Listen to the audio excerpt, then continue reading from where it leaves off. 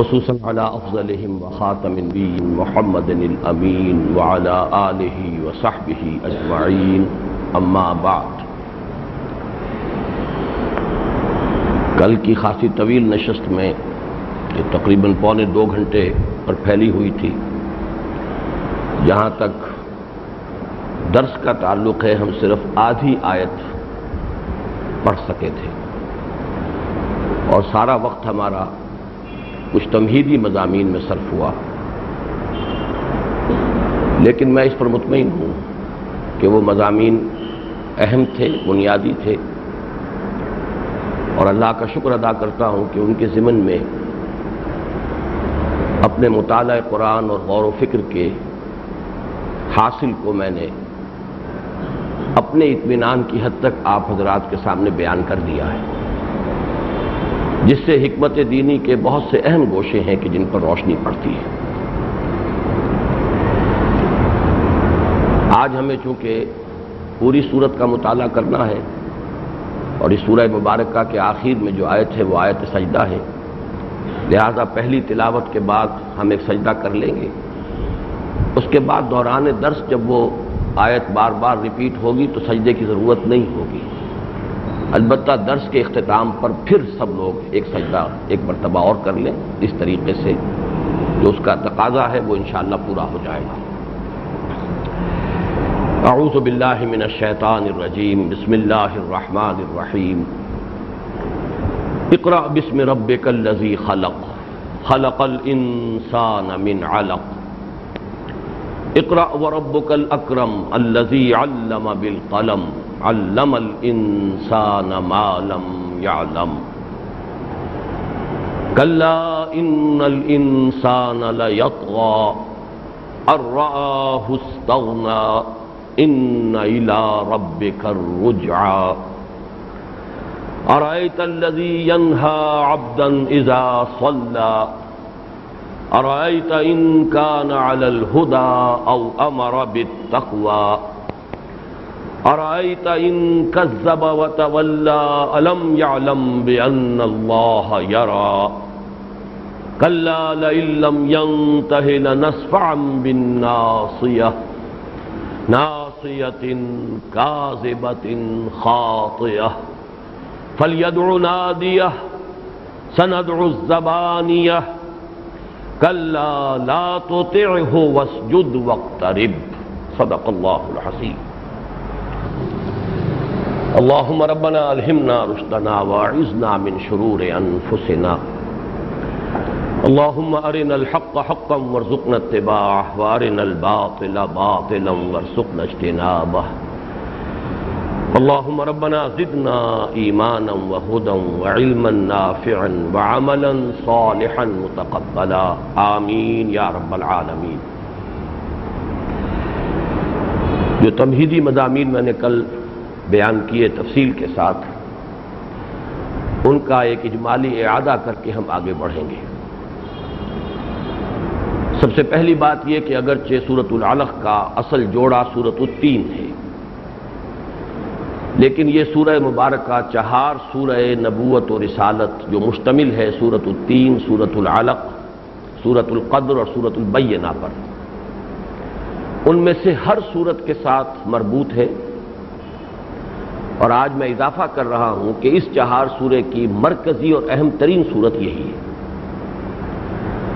اس سورہ مبارکہ کے 3 حصے ہیں، اور اس 4 سورے کی بقیہ تینوں صورتیں ایک ایک حصے سے منسلک ہیں اور مربوط ہیں۔ پہلی 5 آیات کا گہرا ربط جو اظہر من الشمس ہے وہ سورۃ القدر کے ساتھ ہے۔ یہ 5 آیات پہلی وحی ہیں جو حضور پر ہوئیں، اور 5 آیات پر مشتمل سورۃ القدر ہے جس میں نزول قرآن کا تذکرہ ہے لیلۃ القدر میں، اور اس کے 2 مفہوم ہیں جیسے کہ بارہا بیان ہوا ہے، ایک یہ کہ آغاز نزول حضور پر ہوا لیلۃ القدر میں، اور ایک یہ کہ پورا قرآن حکیم لوح محفوظ سے سمائے دنیا تک نازل کر دیا گیا لیلۃ القدر میں۔ بہرحال دونوں مفہوم اس جگہ اس ربط کے ساتھ ان کا تعلق قائم ہے کہ پہلی وحی پر ہو رہی ہے وہ سورۃ العلق کی 5 آیات، اور سورۃ القدر کی 5 ہی آیات میں آغاز وحی کر رہا۔ سورۃ العلق کا دوسرا حصہ آیات مشتمل ہے، اس کا گہرا تعلق ہے سورۃ التین کے ساتھ۔ میں بارہا بیان کر چکا ہوں کہ ایک سلیم العقل اور سلیم الفطرت انسان جو ذہین بھی ہو، حساس بھی ہو، جب مشاہدہ کرتا ہے، غور و فکر کرتا ہے، تو عام انسانوں کے مشاہدے سے اسے دو اعتبارات سے مایوسی اور بددلی پیدا ہوتی ہے۔ ایک یہ کہ انسان شریر بڑی پستی میں مبتلا ہے، کوئی اعلی مقصد ہے ہی نہیں، محرکات عمل بہت ہی حقیر، انسان گویا کہ کمپلیکس ہے، سوائے اس کے نفس امارہ کے کوئی اور بلندی اس کے اندر کوئی رفعت موجود ہی نہیں ہے، گویا کہ فطرت انسانی سے مایوسی پیدا ہوتی ہے۔ اس کا علاج ہے سورۃ التین میں کہ نہیں، لقد خلقنا الانسان فی احسن تقویم، ثبوت درکار ہے تو دیکھو ہمارے بندے نوح کو، ہمارے بندے عیسیٰ کو، ہمارے بندے موسیٰ کو، ہمارے بندے محمد کو صلی اللہ علیہ وسلم، یہ اس اندھیرے میں روشنی کے مینار ہیں، اس میں انسانی کے بہت بڑے نمایاں اور بین۔ دوسرا مشاہدہ ہوتا ہے کہ انسان ایک دوسرے پر ظلم کرنے سے باز نہیں آتا، حق طریقہ ہے، زیادتی کرتا ہے، تعدی کرتا ہے، حقوق سلب کرتا ہے، جس کی لاٹھی اس کی بھینس، ظلم ہے، ایکسپلائٹیشن ہے، ریپریشن ہے۔ اس کے بارے میں سورہ علق میں جو آج ہم پڑھ لیں گے انشاءاللہ، فرمایا گیا کہ مشاہدہ صحیح ہے، البتہ اس کی اشملوں کے سبب کیا ہے، اور یہ بھی جان لو کہ اس کا علاج ہے، یہ وہ مرض نہیں ہے کہ جو لا علاج ہو، اس کا علاج ہے۔ وہ علاج کیا ہے وہ ہم بتائے دیتے ہیں۔ یہ دو رخ ہیں ایک ہی مضمون کے، ایک سورۃ التین، ایک سورۃ العلق۔ سورۃ العلق کا جو آخری حصہ ہے وہ ایک کشاکش، جب حضور صلی اللہ علیہ وسلم نے دعوت کا آغاز فرمایا اور اس پر آپ کی مخالفت شروع ہوئی، تو آپ کے مخالفین میں سے ایک نہایت نمایاں ابو جہل، اس کی مخالفت کا ایک تذکرہ، اس کا ایک نقشہ ہے جو سورۃ العلق کی آخری آیات میں، بلکہ اکثر حصہ اسی پر مشتمل ہے، 11 آیات ہے، بڑا حصہ ہی ہے، لیکن آخری اس اعتبار سے کہ تیسرا یہ آخری حصہ ہے، اس کا تعلق ہے سورۃ البینہ سے۔ سورۃ البینہ میں فرمایا گیا کہ یہ بینہ کے بغیر حق و باطل کو جدا نہیں کیا جا سکتا، حق و باطل گڈمٹ رہتے ہیں جب تک بینہ آ نہ جائے، اور بینہ کون ہے؟ رسول من اللہ یتلو صحفا مطہرۃ فیہا کتب قیمہ۔ اب ظاہر ہے کہ جب بینہ آ جاتی ہے تو ایسا نہیں ہوتا کہ ایک ہی دن میں سب لوگ جو ہیں وہ بات کو سمجھ لیں، انسانوں کے درجات مختلف ہیں، کچھ لوگ تو ہوتے ہیں بہت سلیم الفطرت، سلیم العقل انسان، وہ تو گویا کہ منتظر بیٹھے ہوتے ہیں، جیسے ہی بینہ سامنے آتی ہے فوراً تصدیق، گویا کہ منتظر تھے، جیسے کوئی شخص وضو کر کے اپنے گھر میں اذان کا منتظر بیٹھا ہو، یا اگر قریب ہے مسجد سے مکان حجرہ ہے اس میں وہ اقامت کا انتظار کرے، جیسے اقامت کی آواز آئے وہ جماعت میں آ کے شامل ہو جائے، یہ تو صدیقین ہیں۔ کچھ لوگ ہوتے ہیں کہ جن کی فطرت کے اوپر کچھ پردے پڑے ہوتے ہیں، کچھ حجابات، اب یہ پردے بھی مختلف ہوں گے، بس سب سے ہلکا پردہ جو ہے وہ صرف عدم توجہی کا پردہ ہے، توجہ ہی نہیں ادھر، عدم توجہی کی وجہ سے تاخیر ہو گئی۔ اس کی مثال حضرت حمزہ ہے، ایک اس سے آگے ہے، نہ صرف چیزوں کی طرف توجہ نہیں ہے بلکہ کچھ دوسرے جو اشغال ہیں ان کے اندر بہت ہی زیادہ توجہ کا ارتکاز ہو گیا ہے، کچھ تعصب بھی ہے اپنے آبائی عقائد پر، عصبیت ہے، تعصب ہے، ظاہر بات ہے کہ وقت لگے گا۔ اس کی ایک مثال حضرت عمر ہے۔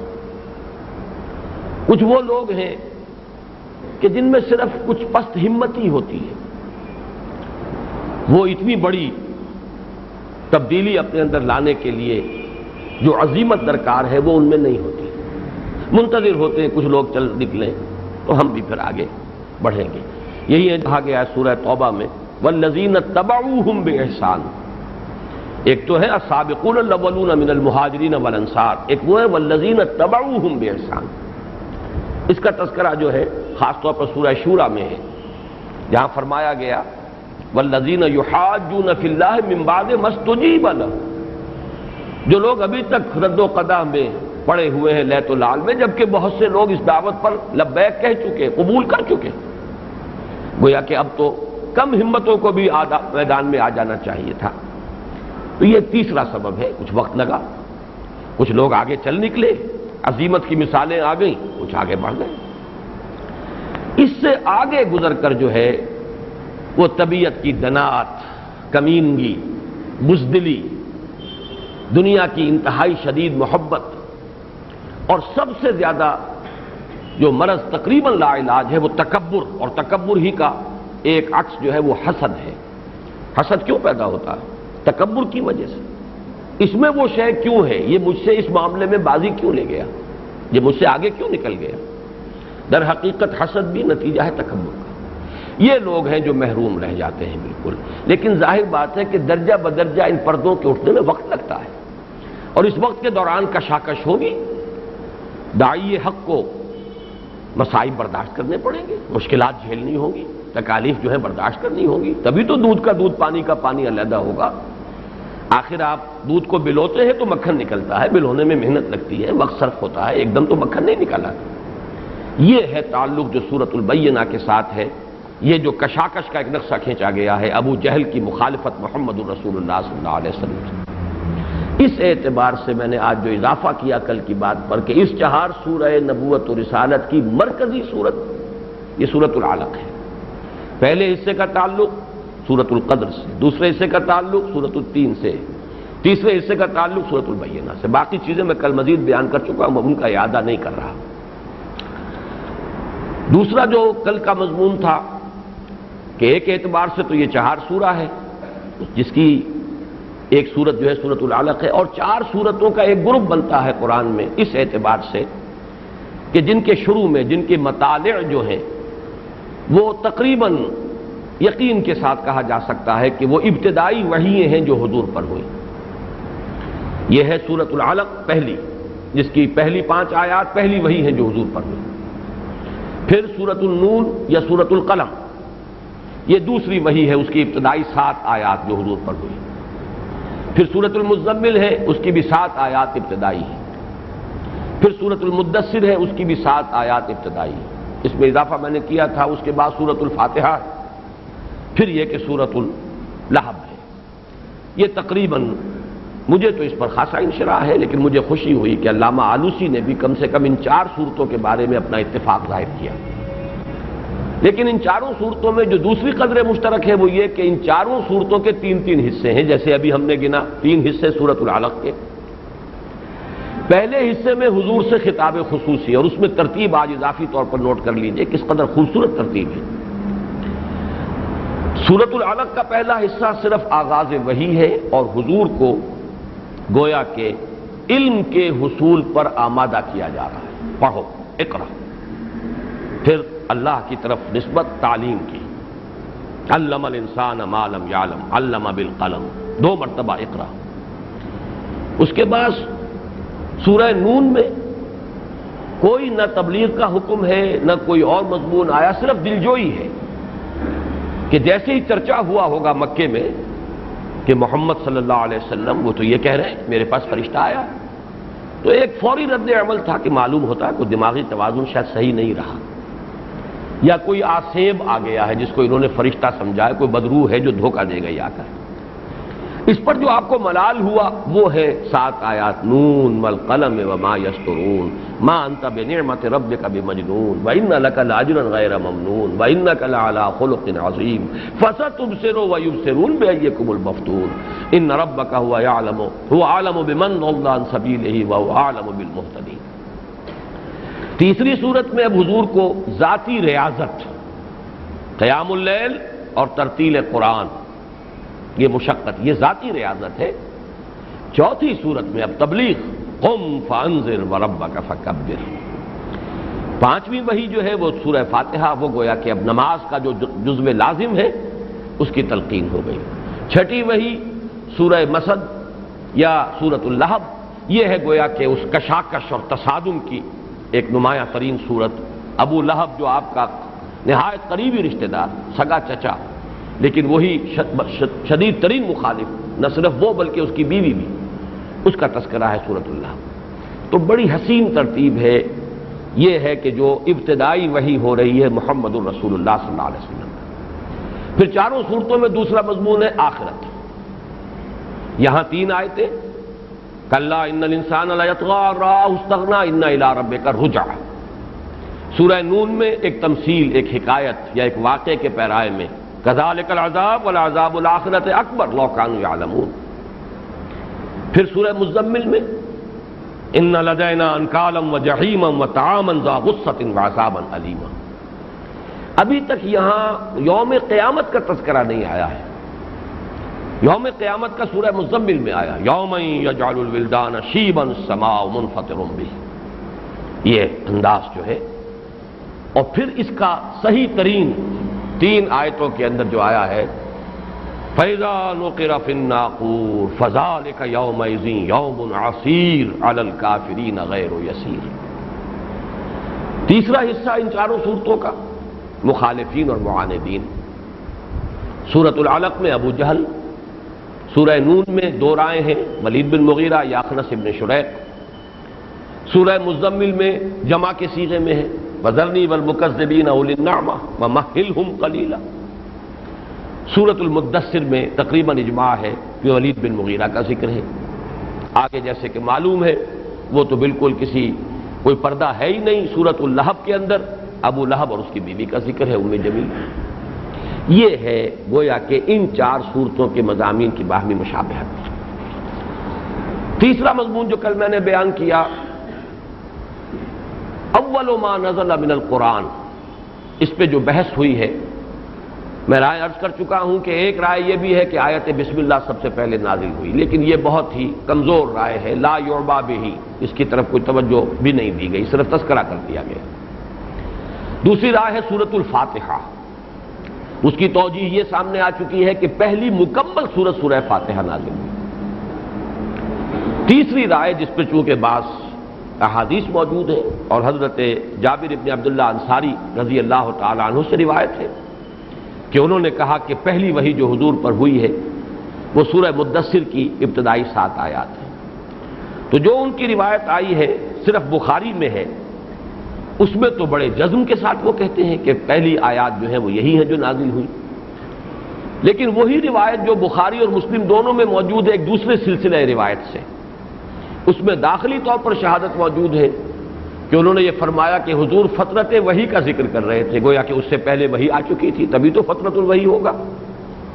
اور دوسرے یہ کہ اس میں یہ الفاظ بھی ہے فَإِذَا الْمَلَكُ الَّذِي جَاءَنِي بِحِرَا، تو میں نے دیکھا اچانک کہ وہ فرشتہ جو حرا میں میرے پاس آیا تھا وہ آسمان اور زمین کے مابین ایک کرسی پر بیٹھا ہوا ہے.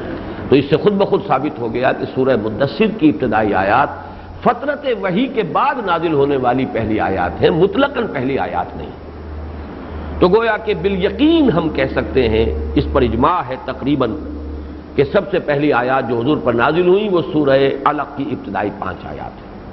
اسی کے ضمن میں میں نے عرض کیا تھا یہ کب ہوا، یہ تاریخ ساز واقعہ، یہ تاریخ نے جو ٹرن لیا ہے. تو اس پر اجماع ہے کہ سن 610 عیسوی مہینہ یا جولائی یا اگست، کچھ لوگوں کی رائے ہے کہ 10 جولائی کی تاریخ انہوں نے تعین کے ساتھ بیان کی. پھر یہ کہ اگر عام الفیل کہیں گے تو 40 عام الفیل ہے، اور اگر قبل ہجرت کا شمار کریں گے تو 13 قبل ہجرت قاف ہا. ماہ رمضان مبارک اس میں کوئی شک نہیں، لیکن رات کون سی ہے، 27ویں یا 24ویں یا 21ویں، یہ میں عرض کر چکا ہوں کہ میں نے کبھی پہلے کہیں پڑھا تھا 24ویں پر زیادہ رجحان ہے، لیکن اب مجھے وہ حوالہ نہیں مل سکا.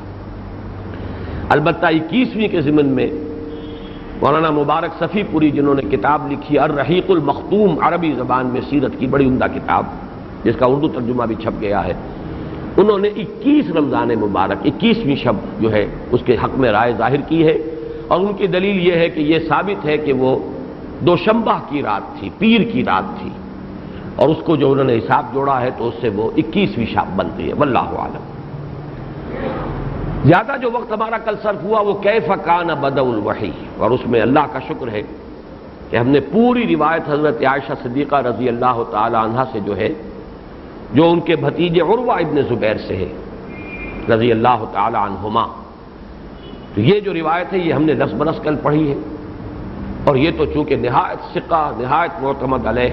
ایک بات نوٹ کر لیجئے اس میں کہ حضرت عائشہ تو ظاہر بات ہے کہ ان کی تو پیدائش بھی اس واقعے کے بعد ہوئی ہے، اس لیے کہ حضرت عائشہ رضی اللہ تعالی عنہا کی عمر جو روایت ہے بخاری کی وہ تو یہ ہے کہ 6 سال کی تھی جب نکاح ہوا ہے۔ حضور صلی اللہ علیہ وسلم کی عمر جو ہے اس وقت 52 برس کی تھی، تو آپ اس سے ذرا پیچھے لے جائیے تو پھر یہ ہے کہ 13 برس قبل وہی شروع ہوئی ہے، 12 برس قبل، تو حضرت عائشہ کی ولادت سے 6 سال قبل کا واقعہ ہے اس حساب سے۔ لیکن ظاہر ہے جو قرب رہا حضرت عائشہ کو حضور سے، حضرت عائشہ ہی نے کھود کھود کر سوال کر کر کے یہ حقائق جو ہیں دریافت کیے حضور سے۔ مثلا ان کا وہ سوال بھی آتا ہے کہ حضور آپ پر یوم احد سے زیادہ سخت بھی دن کوئی گزرا ہے؟ اب یہ ان کے ہوش کا ہے دن۔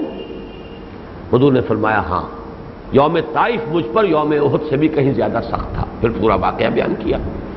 اور اصل میں یہ حکمت ہے کہ اگرچہ مکی دور میں جو رفاقت رہی ہے حضور کی وہ تو اپنی پہلی زوجہ محترمہ حضرت خدیجہ کبریٰ رضی اللہ تعالی عنہا سے رہی طویل ترین، لیکن یہ ہے کہ ان کا تو انتقال ہو گیا سن 10 نبوی میں، اس اعتبار سے ان کے ذریعے تو ہمیں علم نہیں مل سکا۔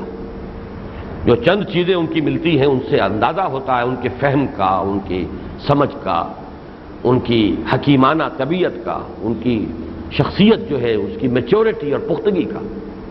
واقعہ یہ ہے کہ میں بالکل انہیں خواتین میں حضرت ابو بکر کا ہم پلہ مانتا ہوں کہ ابو بکر صدیق، صدیق اکبر اور خدیجہ الکبریٰ، صدیقۃ الکبریٰ رضی اللہ تعالیٰ عنہ۔ لیکن بہرحال چونکہ ان کا انتقال ہجرت سے پہلے ہو گیا 2-2.5 سال پہلے، اس لیے وہ علم کا خزانہ جو ہمیں ملا وہ حضرت عائشہ ہی سے ملا ہے۔ تو یہ ساری جو ہے کیف کان بدء الوحی، اس کی روایت حضرت عائشہ سے نہایت اہم ہے۔ اور جو شخص اس حدیث سے بھی اعتنا نہیں برتتا، میں نے کل الفاظ استعمال کیے تھے، اسے نہ حدیث رسول سے دلچسپی ہے، نہ اسے سیرت رسول سے کوئی دلچسپی ہے، نہ علم الحقائق سے کوئی دلچسپی ہے۔ میرے اصل جذبات تو اس سے بھی سخت ہیں کہ اسے گویا کہ عناد ہے حدیث رسول سے، اگر اس حدیث کی طرف بھی اس کی توجہ نہیں تو پھر اور کون سی حدیثیں ہیں کہ جن کی طرف ان کی توجہ ہوگی۔ بہرحال اس میں جو چیزیں آئی ہیں وہ تو چونکہ میں تفصیل سے بیان کر چکا۔ دوسری روایت جو حضرت عائشہ کے دوسرے بھانجے عبداللہ ابن زبیر سے امام ابن جریر طبری لے کر آئے ہیں، اگرچہ وہ سند کے اعتبار سے اس درجے نہیں ہے، متفق علیہ روایت نہیں ہے، لیکن بہرحال ابن جریر طبری ہے، راوی پھر حضرت عائشہ ہی کے ایک بھانجے ہیں، راوی نمبر 2، پہلی راوی تو حضرت عائشہ ہے، پھر راوی نمبر 2 بھانجے ہیں عبداللہ ابن زبیر۔ تو اس میں بھی چند چیزیں ایسی مجھے ملی ہیں کہ جس سے اس متفق علیہ حدیث میں جو بعض معلوم ہوتا ہے کہ خلا ہیں وہ پر ہو جاتے ہیں، کہ حضور صلی اللہ علیہ وسلم پر وحی کا آغاز جو ہوا ہے وہ تو سب سے پہلے آپ کو سچے خواب آنے شروع ہوئے۔ اب سچا خواب تو کوئی واقعہ ہے جو آپ دیکھتے تھے، اور وہ واقعہ جو کا تو ظہور پذیر آ جاتا تھا، اس میں کوئی قول نہیں ہے، کوئی واقعہ نہیں ہے کہ جو حضور سے پیش آ رہا۔ وہ تو یہ ہے کہ جیسے ہم اپنے خواب دیکھتے ہیں، جیسے اسکرین پر کوئی واقعہ جو ہے ہو رہا ہے آپ نے دیکھا ہے، لیکن یہ کہ وہ واقعہ جو کا تو پھر اگلی ہی صبح کو یا چند دنوں کے بعد کفلق صبح اس کا ظہور ہو گیا۔ یہ میں عرض کر چکا ہوں، یہ علامت ہے کہ روح محمدی صلی اللہ علیہ وسلم کو اب ایک انس پیدا ہو چکا ہے عالم ارواح کے ساتھ، یہ پہلا قدم۔ دوسرا واقعہ یہ ہوا کہ آپ خلوت گزینی اختیار فرماتے تھے غار حرا میں، اور وہاں پھر حضرت جبرائیل علیہ السلام آئے۔ حضرت عائشہ کی اس روایت میں متفق علیہ جو ہے اس میں نام نہیں ہے جبرائیل کا، صرف فرشتہ، لیکن دوسری روایت سے ہمیں معلوم ہو گیا کہ صراحت ہے جبرائیل علیہ السلام کی۔ پھر یہ کہ حضرت عائشہ کی متفق علیہ روایت میں یہ نہیں ہے کہ حضور اس وقت سوئے ہوئے تھے، لیکن اس سے معلوم ہوا کہ حضور اس وقت سوئے ہوئے تھے۔ یہ پہلا واقعہ، ایک لفظ استعمال کر رہا ہوں عربی اعتبار سے، حادثہ۔ حادثہ اصل میں ہمارے ہاں جس معنی میں مستعمل ہے، عربی میں اس کا مفہوم وہ نہیں ہے، واقعہ ہی کا مفہوم ہے۔ پہلا واقعہ یہ حادثہ جو ہوا ہے حضور کا، ملاقات جبرائیل سے، تو وہ حالت نوم میں ہوئی ہے۔ یہ گویا کہ تدریجاً بھی دوسرا قدم ہے۔ اس کے بعد بچشم سر بھی آپ نے 2 مرتبہ جبرائیل کو دیکھا، ایک مرتبہ افق مبین پر اور ایک مرتبہ سدرۃ المنتہا پر، جس کا ذکر قرآن مجید میں موجود ہے صراحت کے ساتھ۔ البتہ اس وقت آپ نے نیند کی حالت میں دیکھا ہے، یا زیادہ صحیح الفاظ ہوں گے بین النوم والیقظہ، نیند اور بیداری کے درمیان کی ایک کیفیت۔ لیکن اب یہ نرا خواب نہیں ہے، بلکہ ایک واقعہ ہے جو ہوا ہے۔ اس کو میں سوچ رہا تھا کہ یوں سمجھیے کہ آج کل جو اینستھیزیا دیا جاتا ہے، جنرل اینستھیزیا، تو اس کی بھی سٹیجز ہوتی ہیں. پہلے تو بہت گہرا ہوتا ہے اینستھیزیا، آدمی بالکل مدہوش، بے خبر، لیکن پھر گریجولی وہ جب واپس آتا ہے ایک درمیانی سی کیفیت میں، اسے کچھ نہ کچھ شعور شروع ہو جاتا ہے اپنے انوائرنمنٹس کا، تو بالکل وہ کیفیت ہے کہ جو واقعہ ہوا ہے، اگرچہ حضور پوری طرح بیدار نہیں ہے لیکن اس واقعے کے سارے اثرات آپ نے محسوس کیے. حضرت جبرائیل نے جو سینے سے لگا کر بھینچا ہے اس کی شدت کو محسوس کیا، اس درجے کہ گویا کہ جان نکل رہی ہے، اور جان پر بن گئی، جس کو کہنا چاہیے جان پر بن گئی، ناقابل برداشت. اور پھر اسی میں الفاظ یہ ہے اس دوسری روایت میں کہ پھر میں جاگ گیا، ثم حببت من نومی، پھر میں جاگ گیا. لیکن وہ جو آیات تھیں کہ جو اس میں آئی ہیں وہ میرے قلب پر لکھی ہوئی تھی. یہ گویا کہ اس کی تصریح جو ہے جو حضرت عائشہ کی اس متفق علیہ روایت میں نہیں ہے وہ ہمیں اس سے مل گیا. اور اسی میں اضافی طور پر یہ بات بھی کہ وہ دبیز ریشم کے ایک ٹکڑے کے اوپر لکھی ہوئی آیات تھی. اس سے توجیہ ہو گئی کہ جب کہا گیا اقرا تو حضور کا جواب جو ہے بہت معقول ہے، ما انا بقاری، لکھی ہوئی چیز کا تو میں پڑھنے والا نہیں ہوں، اس لیے کہ آپ نے لکھنا پڑھنا سیکھا نہیں تھا. اس اعتبار سے وہ جواب جو ہے عام حالات میں ایک سوال پیدا ہوتا ہے کہ آخر کوئی شخص کسی کو کوئی پڑھوا رہا ہو، عربی زبان ہی میں پڑھوا رہا ہے، عربی زبان حضور کی بھی ہے، تو اس میں کیا دقت تھی؟ تو اس کا جواب پورا تشفی بخش مل جاتا ہے کہ در حقیقت دقت یہ تھی کہ وہ لکھی ہوئی شے کو کہہ رہے تھے کہ پڑھو اقرا، اور ظاہر بات ہے کہ آپ اس معنی میں لکھے پڑھے انسان نہیں تھے. یہ بات بھی سمجھ میں آ گئی. بہرحال یہ دونوں واقعات مل کر ہمیں بہت سے حقائق جو ہیں ان سے، یہ دونوں روایات جو ہیں ان سے ہمیں ان حقائق پر مطلع ہونے کی جو ہے سعادت حاصل ہوئی ہے. اور اس سے تدریجاً وحی کا جو آغاز ہوا، اسی لیے مجھے یاد پڑتا جب طالب علمی کا دور تھا، 3rd ایئر 4th ایئر ہوگا میرا میڈیکل کالج کا، تو ترجمان القرآن میں جو مولانا مودودی کی زیر ادارت نکلتا تھا ایک مضمون شائع ہوا تھا، بدء الوحی و تباشیر نبوت. تو ہم حیران ہوئے تھے تباشیر کا لفظ کے کیا معنی ہے. یہ کسی بڑے ثقہ عالم کا مضمون تھا. بدء الوحی، وحی کا آغاز، اور تباشیر یہ بشارت سے ہے. حضور کو جو بشارتیں ملنی شروع ہوئی ہیں نبوت کی، تو یہ گویا کہ خود اپنی جگہ پر ایک بڑا علم اور حکمت کا موضوع ہے کہ کیسے تدریجاً جو ہے اس عالم سے جو آپ کا تعارف ہوا اور تعلق ہوا اور رابطہ قائم ہوا، تدریجاً اس میں کیسے ترقی ہوئی ہے. بہرحال یہ چوتھی بحث تھی ہماری کل، اور اس کے بعد اب ہم نے شروع کیا تھا اس سورہ مبارکہ کا لفظ بلفظ مطالعہ. ایک اور بیچ میں مضمون آیا تھا حضور کی تعلیم، جس کے ضمن میں نے مولانا مودودی کی تحریر کے حوالے سے عرض کیا کہ بعض روایات جو سب کے سب مشہور تابعی امام شعبی رحمہ اللہ سے جو کہ منقول ہیں، لیکن نقل کرنے والوں میں علامہ ابن جریر بھی ہیں، ابن سعد بھی ہیں، قسطلانی بھی ہیں، زرقانی بھی ہیں، اور سب سے آگے بڑھ کر امام احمد ابن حنبل بھی ہیں، امام بیہقی بھی ہیں، 2 محدثین بھی ہیں جو اس سند کو صحیح مانتے ہیں.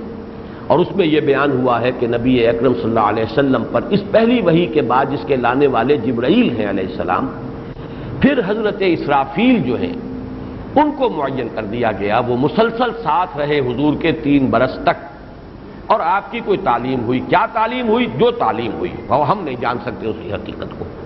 اس روایت کو بھی میرا ذہن قبول کرتا ہے کہ یقیناً ایسا ہوا ہوگا، اس لیے کہ اس سے پہلے جو مرحلہ تھا جو سوچ بچار ذاتی تھا، فلسفیانہ غور و فکر، تفکر والاعتبار، التفکر والاعتبار، یہ تو حضور نے خود کیا. یہ تو انسانی سوچ ہے، غور و فکر ہے. اس کی آخری منزل تک تو آپ خود پہنچ گئے، لیکن اس کے بعد پھر یہ علوم نبوت کی کوئی تعلیم و تلقین جو ہوئی ہے خاص. قرآن لانے والے تو رہے حضرت جبرائیل علیہ السلام، لیکن حضرت اسرافیل جو ہے انہوں نے حضور کو تعلیم دی ہے مسلسل 3 برس تک. بہرحال جیسے کہ کل میں نے آپ کو بتایا تھا کہ مولانا مودودی نے جو فیصلہ دیا وہ یہ کہ ایک ایسا معاملہ ہے جس کا نہ قطعی انکار کیا جا سکتا ہے نہ قطعی اقرار. لیکن میں نے اپنی بات عرض کر دی کہ میرا ذہن اسے قبول کرتا ہے، اور یہ بات جو ہے اس پورے تدریج کا جو میں نے نقشہ آپ کے سامنے کھینچ دیا ہے اس میں صحیح طور پر فٹ ہوتی ہے. اب آئیے اقرأ بسم ربک الذی خلق، اس پر جو کل باتیں ہم کر چکے ہیں. پہلی بات یہ کہ یہ آیات ظہور نبوت محمدی کی علامت ہے. نبوت کا ظہور کہیں گے، آغاز نہیں، اور رسالت نہیں، نبوت. رسالت کا آغاز ہوگا وہ سورہ مدثر کی جب ابتدائی 7 آیات نازل ہوئی۔ دوسری بات یہ کہ اقرا، اس کا ترجمہ جو ہے وہ یہ ہے کہ پڑھو، پڑھاؤ نہیں، پڑھ کر سناؤ نہیں، جیسا کہ بعض حضرات نے ترجمہ کیا ہے۔ اس لیے کہ مولانا اصلاحی صاحب نے تو یہ موقف اختیار کیا ہے، انہوں نے یہ بحث ہی نہیں کی کہ یہ پہلی صورت ہے جو نازل ہوئی، نہ وہ بدء الوحی کی حدیث سے کوئی اعتنا کیا، کچھ نہیں۔ وہ تو کہتے ہیں کہ یہ انہوں نے گویا کہ محکم قرار دیا ہے کہ آخری حصہ جو ہے یہ ظاہر بات ہے اس وقت نازل ہوا ہے کہ جبکہ بہت کشاکش اور کشمکش اور رد و قضا اور مخالفت حضور کی جو ہے وہ شدت اختیار کر گئی تھی، اسی میں انہوں نے اس پوری صورت کو اسی رنگ میں لیا ہے کہ در حقیقت یہ ایک ہی وقت میں صورت نازل ہوئی ہے، اور یہ ہے مکی دور کا وہ حصہ جس میں کہ حضور کی مخالفت شدت اختیار کر چکی تھی۔ اب وہاں اقرا کا مفہوم یہی جڑ سکتا ہے کہ پڑھ کر سناؤ، تو اس اعتبار سے انہوں نے رائے ظاہر کی ہے، لیکن میں اسے بالکل غلط سمجھتا ہوں، اور مراد یہی ہے کہ پڑھو۔ البتہ کیا پڑھو؟ ایک بڑی ضعیف رائے یہ تھی کہ اقرا اسم ربک، اپنے رب کا نام پڑھو، با یہاں زائد ہے، اپنے رب کے نام کی مالا جپو، جیسے کہ سبح اسم ربک الاعلی، اپنے رب کے نام کی تسبیح کرو۔ لیکن یہ قول ضعیف ہے، اور خامخواہ با جو ہے اس کو زائد قرار دینا، ویسے بھی جہاں کہیں بالکل ہی کوئی محسوس نہ ہو کہ اس کے سوا کوئی توجیہ ممکن نہیں ہے، وہاں تو شاید یہ بات کہی جا سکے کہ کسی ردم کے اعتبار سے یا قوافی اور فواصل کی مناسبت سے کہیں کوئی حرف زائد آ جائے، یا کہیں کوئی حرف جو ہے وہ اس میں سے جو ہے وہ ساقط کر دیا جائے، لیکن یہ کہ اگر کوئی ایسا سبب جو ہے مجبوری کا نہیں ہے تو زائد قرار دینا صحیح نہیں ہے۔ دوسری رائے یہ کہ پڑھو اقرا بسم ربک، یعنی اپنے رب کے نام کی برکت کے ساتھ، اسی سے مدد حاصل کرتے ہوئے، اسی سے حوصلہ پکڑتے ہوئے۔ یہ پڑھنے کا کام، علم کی تحصیل بھاری کام ہے، مشقت طلب ہے، لیکن اپنے رب کے نام سے شروع کرو، اس سے تمہارے لیے تسہیل ہوگی، برکت ہوگی، اس میں توفیق اور تیسیر خداوندی شامل ہو جائے گی۔ اور میں عرض کر چکا ہوں کہ اسی کے حوالے سے یہ حکم بھی اس کا استخراج کیا گیا ہے کہ قرآن مجید کی تلاوت سے قبل جیسے کہ تعوذ ضروری ہے، فَإِذَا قَرَأْتَ الْقُرْآنَ فَاسْتَعِذْ، استعاذہ کرو، اسی طرح اس آیت سے لوگوں نے استدلال کیا ہے کہ بسم اللہ الرحمن الرحیم کا پڑھنا بھی لازم ہے۔ اب سوال یہ کہ کیا پڑھیں؟ تو جو ابن اسحاق اور طبری کی روایت میں بیان کر چکا اس میں تو صاف واضح ہو جاتا ہے کہ جو لکھا ہوا تھا ریشم کے کپڑے پر اسے پڑھنے کا حکم دیا گیا اس وقت۔ جو حضرات اس روایت کو نظر انداز کرتے ہیں یا صحیح نہیں مانتے، وہ یہ سمجھ رہے ہیں کہ اس سے مراد ہے قرآن، مطلق القرآن پڑھو، اور گویا کہ اس میں ایک پیشین گوئی کی جا رہی ہے یا پیشگی خبر دی جا رہی ہے کہ اب مسلسل قرآن نازل ہوتا رہے گا، تو اے محمد آپ اللہ کے نام سے، اپنے رب کے نام سے قرآن کی تلاوت کیجئے گا۔ تیسری رائے وہ تھی جو میں نے عرض کی ہے، وہ حضرت اسرافیل والی روایت کی مناسبت سے کہ یہاں اقرا اور تعلیم کے حصول کا معاملہ جو ہے وہ اصل میں اس سے متعلق ہے، وہ تعلیم کے جو حضور صلی اللہ علیہ وسلم کو حضرت اسرافیل نے دی ہے، یہ اقرا پڑھو۔ اس اعتبار سے میں نے کل آخری جملہ یہ کہا تھا کہ گویا کہ یہ حضور کی اس تعلیم کی بسم اللہ ہو رہی ہے کہ جو 3 برس تک آپ کو حاصل کرنی تھی حضرت اسرافیل سے علیہ الصلوۃ والسلام۔ واللہ اعلم، اب اس کے بارے میں کوئی یقین کے ساتھ کوئی بات نہیں کہہ سکتا۔ اب آئیے اگلا جو لفظ ہے اس میں، اقرا بسم ربک الذی خلق، پڑھو، یہاں اللہ کا لفظ نہیں لائے، حالانکہ وہ سب سے زیادہ معروف لفظ تھا اہل عرب کے نزدیک، اللہ کا نام ان کے ہاں معروف تھا، اللہ، اللہم، لاہم، یہ تمام چیزیں جو ہے یہ الفاظ، لیکن نہیں، اس کی بجائے ہم دیکھتے ہیں کہ ابتدائی وحیوں میں یہ رب کا لفظ اور خلق کا لفظ یہ ہے خاص طور پر جو آتا ہے، اور قرآن مجید میں بلکہ مدنی صورتوں میں بھی یہ ربط آپ کو نظر آ جائے گا، جیسے کہ شاید بہت سے حضرات کے ذہن میں آ بھی گیا ہو، سورہ بقرہ کے 3 رکوع کی پہلی آیت، یا ایھا الناس اعبدوا ربکم الذی خلقکم والذین من قبلکم، یعنی اللہ تعالیٰ کی ذات کی یہ 2 شانیں یا 2 حیثیتیں جو ہیں یہ زیادہ نمایاں کی جاتی ہیں قرآن میں، ایک یہ کہ وہ رب ہے اور ایک یہ کہ وہی خالق ہے۔ ان دونوں کے اعتبار سے ایک سوال ذہن میں آتا ہے کہ ویسے تو اگر ہم ترتیب دیکھیں تو تخلیق پہلے ہے، ربوبیت بعد میں آئے گی، پہلے کوئی شے جس کا وجود ہو تبھی اس کی ربوبیت ہوگی، اس کی پرورش، اس کی ترقی، اس کو پروان چڑھانا، اس کو نکھارنا، ابھارنا، ربوبیت۔ لیکن یہ کہ ہر جگہ پر ہم یہ دیکھتے ہیں کہ رب کا لفظ مقدم ہے اور خلق کا لفظ بعد میں آ رہا ہے۔ اقرأ باسم ربک الذی خلق، یا ایھا الناس اعبدوا ربکم الذی خلقکم والذین من قبلکم، یا ایھا الناس اتقوا ربکم الذی خلقکم من نفس واحدۃ وخلق منها زوجها وبث منهما رجالا کثیرا ونساء۔ سورہ نساء کی پہلی آیت میں بھی رب پہلے اور خلق کا ذکر بعد میں۔ اس کی وجہ کیا ہے؟ اس کی وجہ جو ہے آپ کے سمجھ میں آ جائے گی، اگر ذہن انسانی کا جو ارتقاء ہوتا ہے بچپن سے پھر اپنی پختگی تک، اس کا اگر جائزہ لیں گے تو پہلا تصور جو انسان کے ذہن پر آتا ہے بچپن ہی میں وہ ربوبیت کا تصور ہے۔ اسے کچھ احتیاجات محسوس ہوتی ہیں، بھوک لگتی ہے، اپنی ماں کی طرف لپکتا ہے۔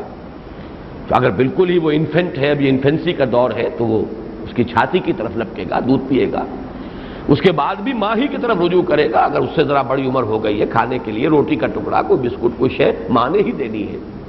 تو یہ جو احتیاج ہے، ابھی انسان کو اپنی ذات کا شعور ہی نہیں ہے کہ کسی خالق کا تصور پیدا ہو۔ وہ تو بالکل ابھی ابتدائی جو ہے اس کا، وہ تو احتیاجات ہیں، اپنی ضرورتیں ہیں، اور ان ضرورتوں کو پورے کرنے والی ہستی جو ہے وہ گویا کہ ربوبیت کا تصور اس کے ساتھ منسلک ہو جاتا ہے۔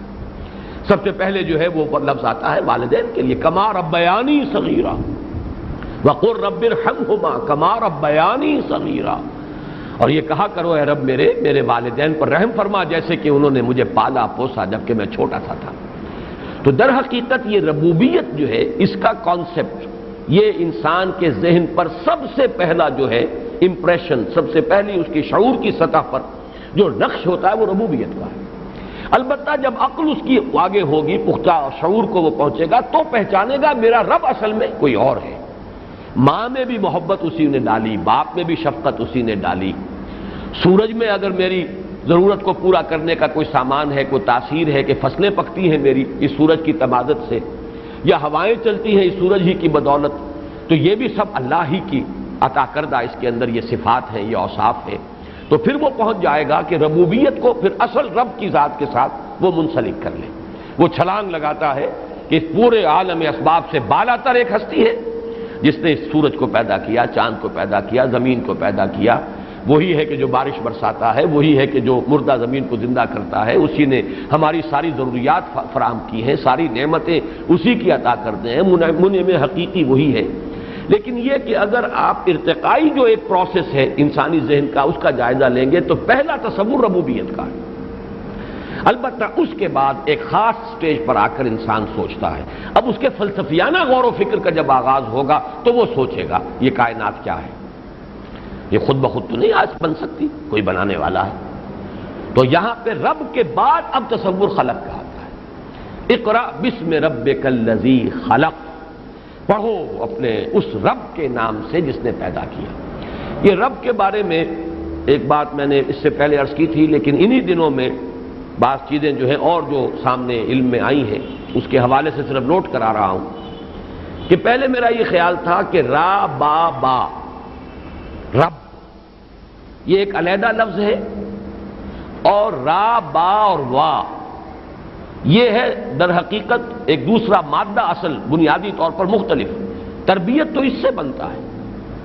لیکن حال ہی میں جب سورۃ الشمس ہم پڑھ رہے تھے وَقَدْ خَابَ مَنْ دَسَّاهَا، تو اس کے حوالے سے میں نے دیکھا کہ اصل میں یہ اہل لغت کے مابین اختلاف ہے۔ ایک رائے یہ ہے کہ دال سین سین علیحدہ مادہ ہے اور دال سین یا یہ علیحدہ مادہ ہے، اور ایک رائے یہ کہ مادہ ایک ہی ہے، باب تفعیل میں آ کر یہ جو مضاف ہوتا ہے اس میں سے آخری حرف جو ہے وہ کسی حرف علت کی شکل اختیار کر لے گا، رب اور ربا، را با وا یہ ایک ہی مادہ ہے اصل میں، اسی لیے یہ ترجمہ کیا جاتا ہے رب کا پروردگار پالنہار، ورنہ یہ کہ اگر اس کو مانا جائے کہ را با وا ہے مادہ تو رب کا ترجمہ تو پھر وہ نہیں ہوگا، وہ تو ایک علیحدہ لفظ ہے جس سے ربا بنا ہے، ربا میں بھی بڑھوتری ہوتی ہے مال کی ربا، اسی سے باب تفعیل میں تربیہ، ربا یربی تربیتن۔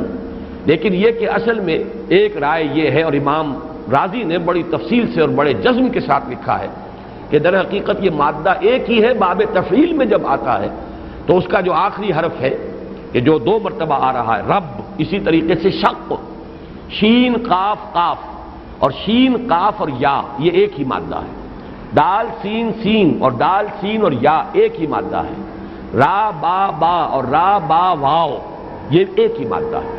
تو یہ میں نے صرف ان نظرات کو جنہیں لغت کے ذرا باریکیوں سے دلچسپی ہو ان کے لیے پھر دوبارہ عرض کر دیا ہے، اسی لیے ترجمہ رب کا صحیح ہے۔ یہی اشکال میرے ذہن میں آتا تھا سورہ طٰہٰ کے بارے میں کہ ما انزلنا علیک القرآن لتشقی، تشقی جو ہے شین قاف اور یا سے آ رہا ہے اور اس کے معنی ہوتے ہیں بدبخت، نامراد۔ تو ترجمہ ہونا چاہیے ہے نبی ہم نے آپ پر قرآن اس لیے تو نازل نہیں کیا کہ آپ نامراد ہو اور ناکام رہیں، یہ گویا کہ ایک پیشن گوئی ہے، خوشخبری ہے، آپ کامیاب ہوں گے، آپ گھبرائیے نہیں۔ لیکن عام طور پر ترجمہ کیا جاتا ہے کہ ہم نے آپ پر قرآن اس لیے نازل نہیں کیا کہ آپ مشقت میں پڑ جائیں۔ اب مشقت جو ہے وہ شین قاف قاف سے بنے گا، شین قاف یا سے تو نہیں بنتا۔ لیکن وہ اشکال بھی میرا حل ہو گیا جب یہ چیز میرے علم میں آ گئی کہ در حقیقت شین قاف قاف اور شین قاف یا یہ ایک ہی مادہ ہے، را با با اور را با وا یہ ایک ہی مادہ ہے اس طریقے سے، اور دال سین سین اور دال سین اور واو یا یہ ایک ہی مادہ ہے۔ بہرحال اقرا بسم ربک الذی خلق، پڑھو اپنے رب کے نام سے جس نے پیدا فرمایا۔ اب اگلی آیت میں اللہ تعالیٰ کی خلاقی کی عظمت بیان کی جا رہی ہے 2 اعتبارات سے۔ خلق الانسان من علق، اب یہاں پر یہ بھی کہا جا سکتا تھا آسمان بنائے، سورج بنایا، چاند بنایا، زمین بنائی، آج کے انسان سے کہا جائے گیلیکسیز بنائی جن کا کہ تصور تم نہیں کر سکتے۔ لیکن جیسا کہ میں سورہ رحمان کی ابتدائی آیات کے حوالے سے بارہا بیان کر چکا ہوں، کل تخلیقات میں اس کا نقطہ عروج انسان کی تخلیق ہے۔ گویا کہ اللہ کی خلاقی کا یہ ہم نہیں کہہ سکتے کہ اس سے اوپر کی کوئی شے اللہ پیدا کر نہیں سکتا، لیکن جو کچھ اس نے پیدا کیا ہے، اس مسئلے کے ڈانڈے تو مل جائیں گے نا اس سے کہ جو ہمارے ہاں ایک بڑی مذہبی بحث، بڑی، اب میں تو اسے افسوسناک ہی کہتا ہوں، جو ہمارے 2 بڑے عظیم علماء کے مابین چلتی رہی، شاہ اسماعیل شہید رحمۃ اللہ علیہ اور مولانا فضل حق خیرآبادی رحمۃ اللہ علیہ، ان دونوں کے مابین جو 3 مسائل تھے ان میں سے ایک یہ بھی تھا کہ کیا اللہ دوسرا محمد پیدا کرنے پر قادر ہے صلی اللہ علیہ وسلم؟ اب کیسے کہیں کہ اللہ پیدا کر سکتا ہے تو گویا کہ حضور کی توہین ہو گئی، گویا کہ آپ سے بھی آپ جیسا، بلکہ کیا اللہ، آپ اگلا سوال کیجئے محمد سے برتر بھی کوئی شخصیت کو پیدا کرنے پر اللہ قادر ہے؟ اور آپ کہیں قادر نہیں ہے تو اللہ کی قدرت جو ہے وہ محدود ہو گئی۔ اس طرح ایک یہ تھا کہ کیا اللہ جھوٹ بول سکتا ہے؟ آپ کہیں نہیں بول سکتا تو اس کا مطلب ہر شے پر قادر نہیں ہے، اور بول سکتا ہے تو بھی ایک مصیبت جو ہے کہ اللہ تعالیٰ کی طرف ہم امکان جو ہے کذب کا رکھیں۔ تو امکان کذب اور امتناع نظیر یہ مسائل ہیں بڑے بڑے جس پر کہ بحثیں ہوئی ہیں، بڑے مارکے ہوئے ہیں۔ دونوں نے اپنے علم اور منطق اور فلسفہ اور اپنے قوت بیان، قوت اظہار اس کا جو ہے مظاہرہ کیا، اور بریلویت اور دیوبندیت یا وہابیت جو ہے ہمارے ہاں، اس کا جو نقطہ آغاز ہے اختلاف کا وہ یہ مسائل ہے، امتناع نظیر، یعنی حضور کی نظیر ممکن ہی نہیں ہے، اللہ بھی اب اور محمد جیسا کوئی اور انسان نہیں پیدا کر سکتا معاذ اللہ، اب اللہ کی قدرت کا معاملہ ہے۔ تو اسی طریقے سے میں یہ کہہ رہا تھا کہ یہ تو نہ کہیے کہ اللہ تعالیٰ انسان سے برتر کوئی مخلوق پیدا کر نہیں سکتا، لیکن جو کچھ اس نے بنایا ہے، جس کا علم ہمیں حاصل ہے، ان میں عظیم ترین مخلوق انسان ہے۔ خلقتہ بیدی، میں نے اپنے دونوں ہاتھوں سے بنایا ہے۔ وَلَقَدْ كَرَّمْنَا بَنِي آدَمَ وَحَمَلْنَاهُمْ فِي الْبَرِّ وَالْبَحْرِ، جن کے سامنے تمام فرشتوں کو سجدے میں گرا دیا گیا، فَسَجَدَ الْمَلَائِكَةُ كُلُّهُمْ أَجْمَعُونَ۔ تو ایک تو یہ کہ اللہ تعالیٰ کی خلاقی کا نقطہ عروج انسان ہے۔ اب اس میں تفصیل میں اس میں جتنا چاہے رنگ بھر لیجیے اس خاکے کے اندر، انسان کا جسمانی اعتبار سے، ذہنی اعتبار سے، نفسیاتی اعتبار سے، روحانی اعتبار سے، بقیہ جو بھی مخلوقات ہیں ان سے تقابل کر کے اس کی افضلیت جو ہے اس کو ثابت کیا جائے۔ لیکن اس میں ایک اور دوسری بات جو ایک ہی آیت کے اندر آ گئی، من علق، انسان جیسی تخلیق، اور پیدا کس سے کیا؟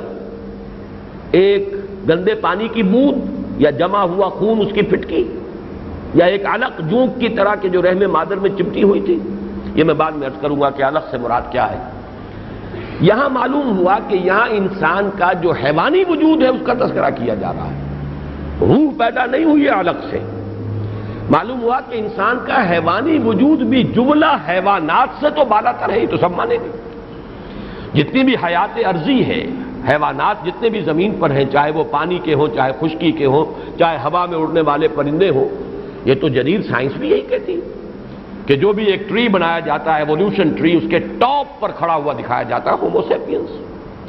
تو یوں تو مانو گے نا کہ جو بھی مخلوقات ارضی ہیں، جن کا کہ تخلیق کا مادہ جو ہے یہ کرسٹ آف دی ارتھ ہے، زمین کا یہ چھلکا، یہ جو اسی مٹی سے جو پیدا ہوئے ہیں حیوانات، ان سب کا کلائمیکس انسان ہے، اور وہ یقیناً حیات ارضی کی بلند ترین اور سب سے زیادہ ارتقاء یافتہ صورت ہے۔ لیکن غور کرو، اس کو بھی تم جانتے ہو کہ پیدا کیا ہے علق سے۔ یہ گویا کہ اس کی قوت خلاقی کا ایک اندازہ دینے کے لیے، اور اللہ تعالیٰ کی عظمت تخلیق کا مظہر انسان، اور اللہ کی قدرت تخلیق کا مظہر یہ کہ اس کو بنایا ہے، تم بھی جانتے ہو کہ وہ ایک پھٹکی بوند کی جو جمی ہوئی تھی اس سے بنا دیا ہے۔ یہ گویا کہ اس آیہ مبارکہ میں پہلی آیت کے ساتھ جڑی ہوئی ہے، اس کے ساتھ تابع ہے۔ اقرأ بسم ربک الذی خلق خلق الانسان من علق۔ ان 5 میں سے یہ 2 آیتیں باہم بریکٹڈ ہیں، 3 آیتیں آخری جو ہیں، جو پچھلی 3 آیتیں وہ بریکٹڈ ہیں معنوی اعتبار سے، اسی لیے دوبارہ دہرایا گیا اقرأ وربک الاکرم۔ اب اس سے پہلے کہ تیسری آیت کی طرف ہم بڑھیں، ایک بات نوٹ کر لیں کہ علق کا ترجمہ کیا ہے۔ ہمارے تمام قدیم مفسرین اس کا ترجمہ کرتے ہیں دمن جامدن، خلق الانسان من دمن جامدن، پیدا کیا انسان کو جمے ہوئے خون سے۔ اور اس دور کے بھی بہت سے جو مفسرین ہیں وہ اسی جو ہے جس کو کہتے ہیں کہ مکھی پر مکھی مارنا، وہی بات جو ہے وہ نقل کرتے چلے آ رہے ہیں۔ حالانکہ غور طلب ہے کہ یہ علق کا جو اصل حروف اصلیہ ہیں، آخر ان کا کیا تعلق ہے خون کے ساتھ؟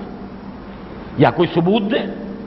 جو لوگ بڑے ادب جاہلی کے بڑے ماہر اپنے آپ کو سمجھتے ہیں، انہیں تو بحث کرنی چاہیے نا، یہ لفظ کہاں سے آیا؟ علق کا جو مادہ عین لام قاف، اس سے تعلق کا لفظ ہمارے ہاں بنتا ہے، علاقہ ہے، جو بھی آپ کہیں، کسی چیز سے متعلق ہو جانا۔ لیکن یہ کہ یہ خون سے اس کا لفظ کہاں سے آ گیا؟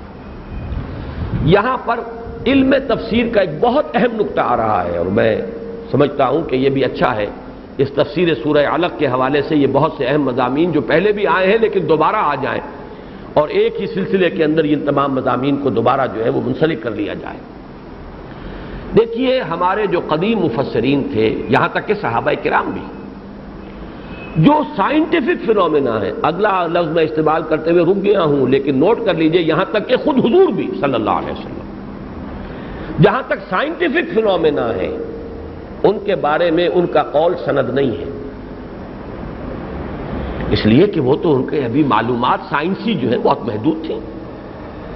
انسان کے پاس فزیکل فینومینا اور فزیکل ورلڈ اور یہ تمام جو اس کے مظاہر ہیں، اس کے بارے میں ابھی معلومات کا ذخیرہ بہت کم تھا۔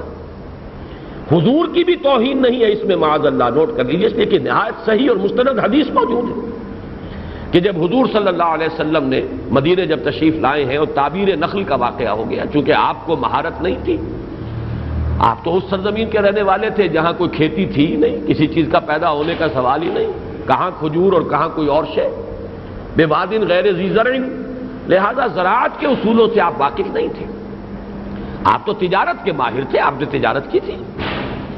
تو وہاں آ کر آپ نے دیکھا کہ جو مکے کے انصار ہیں، جو کھجور کی کاشت کرنے والے ہیں، وہ یہ کرتے تھے کہ میل فلاورز اور فیمیل فلاورز کو قریب لا دیتے تھے تاکہ پولینیشن جو ہے ان کی فرٹیلائزیشن اس میں سہولت ہو جائے۔ حضور نے گویا یہ گمان فرمایا صلی اللہ علیہ وسلم کہ یہ قدرت کے اس پروسیس کے اندر خامخواہ انسان دخل کیوں دے؟ قدرت تو خود مکتفی ہے، نیچر از سیلف سفیشینٹ۔ تو آپ نے صرف یہ فرما دیا کیجولی، اگر آپ لوگ ایسا نہ کریں تو کیا ہے؟ حضور کا اس طرح فرما دینا بھی صحابہ کے لیے حکم کے درجے میں تھا، نہیں کیا، فصل کم ہو گئی، آرٹیفیشل پالینیشن کی یہ جد و جہد نہیں ہوئی، فصل کم ہو گئی۔ اب ڈرتے ڈرتے چپکے چپکے آئے اور آ کر عرض کیا حضور آپ نے یہ فرمایا تھا کہ نہ کرو تو کیا ہے، ہم نے نہیں کیا، تعبیر نخل یہ ہم نے نہیں کیا، تو فصل اس دفعہ کم ہوئی ہے۔ حضور نے فرمایا دیکھو یہ میرا کوئی حکم نہیں تھا، انتم اعلم بامور دنیاکم، تم اپنے دنیاوی معاملات مجھ سے زیادہ جانتے ہو۔ یہ ایک بہت اہم حدیث ہے۔ معلوم یہ ہوا، جو میرا اصول ہے اس کو نوٹ کر لیجئے، جہاں تک احکام دین کا تعلق ہے، احکام شریعت، اس میں محمد الرسول اللہ یقیناً آخری سند ہے، اور ہمیں ہر معاملے کو دے جانا ہوگا، آپ ہی کے قدموں میں پہنچنا ہوگا۔ بمصطفیٰ برساں خیش را کے دی ہماؤس، اگر بو نہ رسیدی تمام بو نحویس۔ لیکن جو علم بالحواس ہے، سائنس اور ٹیکنالوجی کے جو علوم ہیں، جو ان شعبوں سے متعلق چیزیں ہیں، حضور یہ سکھانے نہیں آئے تھے انسان کو۔ اس کے لیے تو ایک دوسرا علم کا سلسلہ ہے جو اللہ نے انسان کو عطا کیا ہوا ہے، وہ سائنس کے معاملات ہیں، سائنٹیفک فینومینا ہے، یا پھر یہ کہ ان قوانین طبیعہ کی دریافت اور ان کو استعمال کرنے کا، انہیں ایکسپلائٹ کرنے کا، ان سے فائدہ اٹھانے کا یہ ایک فن ہے، یہ انسانی علم ہے۔ اس میں حضور صلی اللہ علیہ وسلم کا فرما دینا یہ کوئی حکم کے درجے میں نہیں، اور یہ کوئی سند نہیں ہوگا، وہ قطعی اور آخری بات نہیں ہوگی۔ تو جب حضور فرما رہے ہیں انتم عالم بامور دنیاکم، تو صحابہ کرام اور پھر آپ کے ائمہ اور مفسرین، یہ تو ظاہر بات ہے تا دیگراں چہ رسد، ان میں سے کسی کی بات سند نہیں ہو سکتی۔ ایک تو اصول یہ سمجھ لیجیے۔ دوسری بات یہ کہ کیوں انہوں نے اسے قرار دیا کہ یہ جمع ہوا خون اس سے مراد ہے۔ دیکھیے ارلی ڈیز میں اگر ایبارشن ہو جائے تو کیا چیز نکلتی ہے باہر؟ اگر اسقاط ہو گیا ہے ارلی ڈیز میں، پریگننسی جو ہے ابھی بالکل ابتدائی سٹیجز میں ہے، تو وہ تو مائکروسکوپک جو ہے انسان اپنی نیکڈ آئی سے دیکھے گا، جمع ہوا خون کا لوتھڑا ہوتا اور کچھ بھی نہیں۔ اس کو سمجھا ہے اس وقت کے لوگوں نے کہ یہ ہے وہ علقہ جس سے بچہ بنتا، اگر یہ اسقاط نہ ہو جاتا، اگر یہ حمل گر نہ جاتا تو اس سے بچہ بنتا۔ تو جہاں تک ایک لفظ نطفہ ہے اس کو تو وہ جانتے تھے، نطفتم من منی یمنا، وہ تو وہ منی جو ہے اس کی ایک بوند اس کو جانتے تھے، تو نطفہ تو اسی کے لیے رہا۔ لیکن اس کے بعد علقہ ہے، پھر مضغہ ہے، مضغہ ہے ایک لوتھڑا، اس سے اگلی ذرا لیٹر سٹیج کے اوپر اگر ایبارشن ہوگی تو وہ ایک لوتھڑا، اس کے اندر کچھ نہ کچھ مخلقۃ وغیر مخلقۃ، لوتھڑے کی ایک سٹیج وہ بھی ہے کہ جس میں ابھی اعضاء جو ہے وہ ظاہری نہیں ہوتے، اور ایک سٹیج وہ ہوتی ہے جس میں پتہ چل جاتا ہے یہ ہاتھوں کے نشان ہیں، یہاں سے ہاتھ بنیں گے، بنتے اگر یہ حمل جو ہے جاری رہتا، یہ وہ ٹانگوں کا معاملہ آ رہا ہے، ایکسٹریمٹیز کے یہ بڈز بن گئے ہیں، وہ نظر آ جائیں گے، آنکھوں کا نشان نظر آ جائے گا، یہاں آنکھ بنتی۔ تو مخلقۃ وغیر مخلقۃ جو مضغہ ہے یہ بھی نیکڈ آئی دیکھ سکتی ہے۔ یہ جو علق ہے اس کا کوئی انسان کے لیے کوئی امکان نہیں تھا کہ اس کی حقیقت کو سمجھ سکتا جب تک کہ مائکروسکوپ ایجاد نہیں ہوئی۔ لہذا اس لفظ علقہ جو ہے اور علق، اس کی اصل حقیقت اب آشکارا ہوئی ہے، اور اس میں ہرگز کوئی توہین نہیں ہے۔ اگر ہم اپنے جو متقدمین ہیں مفسرین، اگر ہم ان کی رائے سے اختلاف کریں، اس لیے کہ ویسے بھی کوئی جو لغوی بھی کوئی بنیاد نہیں ہے کہ علقہ سے دمن جامدن کیسے بن گیا، اس لفظ سے کیا تعلق ہے جمے ہوئے خون کی پھٹکی۔ لیکن میں یہ عرض کروں گا کہ آج بھی کچھ لوگ اگرچہ وہ بڑے اپنے آپ کو روشن خیال سمجھتے ہیں، لیکن مکھی پر مکھی مار رہے ہیں، اس لیے مار رہے ہیں سائنس انہوں نے نہیں پڑھی، عربی پڑھ لی ہے، کچھ اور علوم پڑھ لیے ہیں، چلیے شعر جاہلی بھی پڑھ لیا ہے، لیکن سوال یہ کہ سائنس اگر نہیں پڑھی ہے تو یہ سائنٹیفک فینومینا کیسے ان پر منکشف ہوں گے؟ لہذا وہ ان میدانات میں جو ہے بالکل اسی طریقے سے مکھی پر مکھی مار رہے ہیں کہ علق کا مطلب یہی ہے۔ اس پر سب سے زیادہ اس عہد حاضر میں مصری علماء نے جو ہے تحقیق کی اور اس پر کتابیں لکھی گئی ہیں، جو میں نے عرض کیا سن 61 میں کتاب شائع ہوئی تھی، بحوث فی تفسیر القرآن تفسیر سورۃ العلق، وہ میرے پاس موجود ہے، اس میں یہ بات سامنے آ گئی تھی۔ اور اس دور میں تو اس پر جو ریسرچ ہوئی ہے، اور کینیڈا میں جو دو علم جنین کے جو بڑے ٹاپ کے ماہرین ہیں، جو پوری دنیا میں مانے جاتے ہیں کہ یہ ایمبریولوجی پر جو ہے آخری سند ہے، جن کی کتابیں جو ٹیکسٹ بکس کے طور پر اکثر یونیورسٹیز میں استعمال ہوتی ہیں، اور انہوں نے تعجب کا اظہار کیا ہے کہ ہم حیران ہیں کہ آج سے 1400 برس قبل محمد صلی اللہ علیہ وسلم، ظاہر بات ہے وہ ایمان تو نہیں لائے، وہ اللہ کا کلام تو نہیں سمجھتے، اس کو محمد کا کلام سمجھتے، تو وہ کہتے ہیں کہ کیسے حضور نے صلی اللہ علیہ وسلم یہ اتنی صحیح تعبیرات کی ہیں کہ جن کی اصل حقیقت آج منکشف ہو رہی ہے۔ کہ آج ایمبریولوجی اپنی تمام تحقیق اور تفتیش کے مراحل طے کر کے جہاں پہنچی ہے، بین ہی وہی بات ہے کہ جو قرآن مجید کے اندر جو یہ سٹیجز بیان ہوئی ہے، نطفہ، پھر نطفت امشاج، پھر علقہ، پھر مضغہ، مضغہ بھی پہلے غیر مخلقہ پھر مخلقہ، یہ تمام سٹیجز جو بیان ہو رہی ہیں وہ کہتے ہیں کہ حیرت ہوتی ہے۔ یہ سارے مباحث میں سورۃ الدہر کے درس کے ضمن میں بیان کر چکا ہوں، صرف اس وقت نوٹ کراؤں گا آپ کو کہ پہلا لفظ نطفہ، نطفتم من منی یمنا، یہ سورہ قیامہ کے آخر کی آیات میں آیا ہے۔ اس سے ہر انسان واقف تھا کہ ظاہر بات ہے کہ یہ جو مرد کی جو ایجیکولیشن ہوتی ہے، یہ پانی جو ہے رقیق پانی، اس کا کوئی نطفہ، اس کی کوئی بوند، اس سے سب واقف تھے۔ تو نطفہ کے مفہوم کے سمجھنے میں کوئی نہ بعد میں کسی انکشاف کی ضرورت تھی، نہ اس وقت کوئی اس میں کوئی مغالطہ ہو سکتا تھا۔ البتہ ایک شے جس کا قرآن نے ذکر کیا، من نطفۃ امشاج، یہ ہے ملا جلا نطفہ۔ اس کی حقیقت آج معلوم ہوئی ہے انسان کو کہ عورت کا جو ہے یا جو بھی مؤنث ہے، چاہے حیوانات میں ہے، گائے ہے، بکری ہے، تو اس کا بیضہ آتا ہے، وہ بھی ایک سیل ہے، یونی سیلولر اووم، ادھر سے وہ میل جو ہے اس کا سپرم جاتا ہے، اور ان دونوں کا جب ادغام ہو جاتا ہے اب یہ ایک سیل بن جاتے ہیں، دوبارہ دو سیل مل کر ایک سیل بن گئے۔ یہ ہے نطفۃ امشاج، انا خلقنا الانسان من نطفۃ امشاج نبتلیہ فجعلناہ سمیعا بصیرا۔ اور میں یہ تفصیل سے نوٹ کرا چکا ہوں سورۃ الدہر اور سورہ قیامہ کے درس میں کہ یہ دونوں چیزیں، دونوں صورتیں اس طرح انٹرلاکڈ ہیں کہ سورہ قیامہ کی آخری آیات ہیں، الم یکن نطفۃ من منی یمنا ثم کان علقۃ فخلق فسوى فجعل منه الزوجین الذکر والانثى الیس ذلک بقادر علی ان یحیی الموتى، اور سورہ دہر کی ابتدائی آیات ہیں، هل اتى علی الانسان حین من الدہر لم یکن شیئا مذکورا انا خلقنا الانسان من نطفۃ امشاج نبتلیہ فجعلناہ سمیعا بصیرا۔ اب یہ نوٹ کیجئے کہ نارمل پروسیس یہ ہوتا ہے کہ سپرم جاتا ہے فیلوپین ٹیوب کے اندر، آگے بڑھ کر استقبال کرتا ہے وہ بیضہ انثیٰ جو ہے اس کا، ابھی رحم مادر کے اندر نہیں پہنچا ہوتا بیضہ انثیٰ، وہاں جا کر سپرم جو ہے اس کے ساتھ تعلق قائم کرتا ہے۔ پھر یہ جو نطفہ امشاج ہے یہ واپس آتا ہے رحم جو ہے بچے دانی، اس کا جو جوف ہے، اس کا جو خلا ہے اندر، اس کی جو کیوٹی ہے، اس میں کچھ دیر تک تیرتا رہتا ہے۔ پھر اس کے بعد سٹیج آتی ہے کہ اب وہ رحم کی جو دیوار ہے، وال آف دی یوٹرس، اس کے ساتھ اپنے آپ کو اینکر کر لیتا ہے۔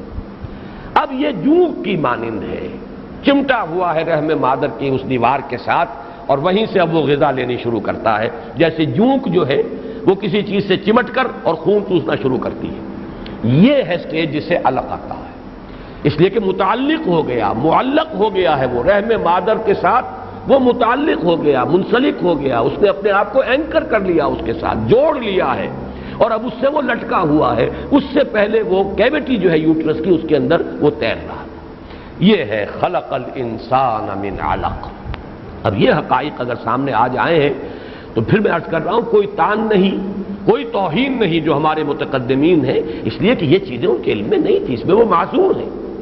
اور قرآن مجید اپنے بارے میں کہتا ہے سنریہم آیاتنا فی الآفاق وفی انفسہم حتی یتبین لہم انہ الحق، ہم تو انہیں اپنی نشانیاں اور دکھائیں گے، مزید دکھائیں گے، آفاق میں بھی انفس میں بھی، یہاں تک کہ ان پر یہ بات بالکل واضح ہو جائے گی کہ یہ قرآن حق ہے۔ اس لیے کہ 1400 برس قبل جو ہے کسی انسان کے لیے ممکن نہیں تھا، جو علم انسانی ہے، علم بشری، اس کے لیے ممکن نہیں تھا کہ ان حقائق کو وہ اس طور سے بیان کر سکتا۔ اب دوبارہ آ رہی ہے تکرار، اقرأ وربک الاکرم، پڑھو اور تمہارا رب بڑا کریم، کریم ہی نہیں اکرم۔ اب اکرم یا کریم کے لفظ کا اردو میں کوئی ایکویولنٹ موجود نہیں ہے۔ میں نے اس سے پہلے بھی بارہ عرض کیا ہے کہ ایک عرب اگر کسی دوسرے شخص کی تعریف کرنا چاہے ایک لفظ میں تو اس سے اونچا پھر کوئی لفظ اس کے پاس نہیں۔ چنانچہ یہی میں بڑا پیارا واقعہ ہے حضور کی سیرت کا وہ آپ کو سنا دوں کہ ایک موقع پر، اور غالباً غزوہ تبوک سے واپسی کے دوران یہ واقعہ پیش آیا ہے کہ دوپہر کو جب دھوپ کی شدت ہوئی تو سفر روک دیا گیا، اور جہاں جہاں کوئی جھاڑی، کوئی درخت کوئی نظر آیا، کوئی کیکر کا، وہاں پر ہر صحابی نے، اور وہ اتنی سی جگہ ہوتی تھی کہ کوئی ایک ہی صحابی اس کے سائے میں تھوڑی دیر کے لیے سستا لے، تو اتفاقاً ایسا ہوا کہ حضور تنہا رہ گئے، ایک کیکر کی جو جھاڑی یا درخت تھا اس کے سائے میں آپ استراحت فرما رہے ہیں، اپنی تلوار بھی آپ نے اسی کی درخت کی ایک شاخ کے ساتھ ٹانگ دی۔ سوئے ہوئے. ایک کافر دشمن اتفاق سے گزرا ادھر سے اور اس نے دیکھا یہ سنہری موقع، یہ تو محمد کو میں قتل کر دوں، ایک ہی وار. لیٹے ہوئے ہیں، نہتے ہیں. حضور ہی کی تلوار اس نے اتاری اور کھینچی. اب وہ جو زناٹے کی آواز آئی اس سے حضور کی آنکھ کھلی. اب حضور لیٹے ہوئے ہیں اور نہتے ہیں. وہ کھڑا ہے سر پر اور ہاتھ میں تلوار ہے ننگی. وہ بڑے فخری انداز میں اور بڑے اعتماد کے ساتھ کہتا ہے محمد اب بتاؤ تمہیں کون بچائے گا مجھ سے. یہ ہے ایمان اور یقین کا امتحان. اس میں کیا امکان تھا کہ حضور کہیں ناکام ہو جاتے. تمام اسباب و وسائل مخالف ہوں تب بھی اللہ کی قدرت جو ہے وہ تو عاجز نہیں ہے. آپ نے فرمایا اللہ اب بھی بچا سکتا ہے مجھے. اس سے ایسا لرزہ طاری ہوا اس شخص پر، ایسا دبدبا، کانپا اور تلوار بھی چھوٹ گئی اس کے ہاتھ سے. اب حضور نے تلوار اٹھا لی. فرمایا اب تم بتاؤ تمہیں کون بچائے گا مجھ سے. اب ظاہر بات ہے اس سے زیادہ خوشامد اور چاپلوسی کا موقع اب کوئی نہیں. ہاتھ جوڑ دیے، کریم ابن کریم، اے محمد تم تو خود بھی کریم انسان ہو، کریم النفس، اور ایک کریم انسان کے بیٹے ہو، یعنی مجھ پر رحم کرو، میری جان بخشی کرو. اب یہ لفظ جو ہے وہاں پر کریم ابن کریم، آپ تو کریم ہیں خود اور آپ کے والد بھی کریم تھے، کریم انسان کے آپ بیٹے ہیں. تو حضور نے مسکرا کر فرمایا ٹھیک ہے میں تمہاری جان بخشتی، یعنی تمہیں چھوڑتا ہوں، لیکن ایک وعدہ کرو آئندہ کبھی مسلمانوں کے خلاف کسی جنگ میں شرکت نہ کرنا. اس نے کہا ٹھیک ہے میں حاضر ہوں. پھر اب جو گیا ہے اپنے وہ قبیلے میں تو جا کر اس نے کہا جئتکم من اکرم الناس، میں اس وقت جو تمہارے پاس آیا ہوں، جان بچی تو لاکھوں پائے والی بات ہے، میں تو بالکل اس آخری سٹیج پر پہنچ گیا تھا. جئتکم من اکرم الناس، میں تمام انسانوں میں جو سب سے بڑھ کر کریم انسان ہے میں آج اس کے پاس سے آ رہا ہوں تمہارے پاس. تو یہ کریم اور اکرم کا جو مفہوم ہے اس کو اس روایت سے آپ سمجھ سکتے ہیں. میں آج سوچ رہا تھا تو ایک لفظ اگرچہ کچھ قریب آتا ہے، اور پڑھو اور تمہارا رب بہت فیاض ہے. فیاض کا لفظ جو ہے کچھ قریب آتا ہے کریم کے، یعنی جس کی داد و دہش ہے، جس کا فضل و کرم ہے، جو جود و سخا میں ید طولہ رکھتا ہے. یہ تمام اوصاف جمع کیجئے تو پھر یہ کہ وہ کریم.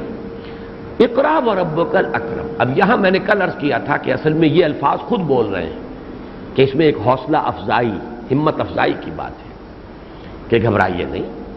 جو بھی سلسلہ تعلیم کا ہے یا جو بھی اب مشقتیں آنی ہیں آپ جھیلیے، اللہ کا کریم ہے، اس کے فضل پر، اس کے کرم پر، اس کی عنایت پر، اس کی شفقت پر، اس کی توفیق پر، اس کی تیسیر پر پورا اعتماد کرتے ہوئے آغاز کیجیے.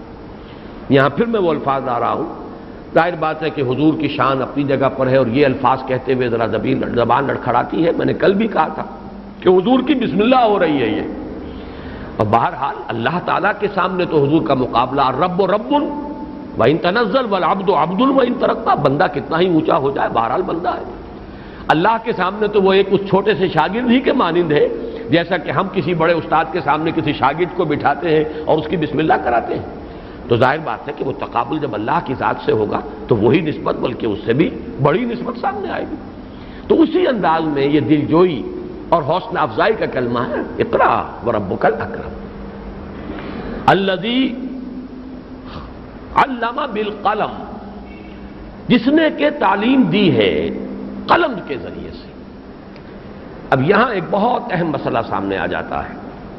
اس سے معین ہو رہا ہے کہ اس سے مراد ہے انسانی علم، اس لیے کہ حضور کو جو کوئی تعلیم دی جا رہی ہے وہ قلم سے نہیں دی جا رہی. اگرچہ ہمارے بعض مفسرین نے کہا کہ یہاں حضرت اسرافیل گویا کہ قلم کے درجے میں بمنزلہ قلم، یا حضور کی تعلیم میں حضرت جبرائیل کو بھی ایک قلم کی حیثیت حاصل ہے. قلم خود کچھ نہیں پڑھاتا، قلم تو کسی کے ہاتھ میں ہوتا ہے، وہ لکھتا ہے. تو اصل میں تو کلام اللہ کا ہے، لیکن جبرائیل اسے منتقل کر رہے ہیں محمد تک صلی اللہ علیہ وسلم. یہ اصل علم